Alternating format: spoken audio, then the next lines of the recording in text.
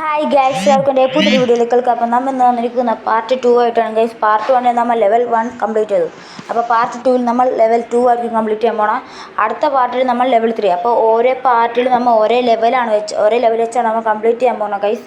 അപ്പോൾ എല്ലാവരും like, subscribe, ഷെയറും കമൻറ്റൊക്കെ ഇടണം. അപ്പോൾ നമുക്ക് വീഡിയോയിലോട്ട് എടുക്കാം.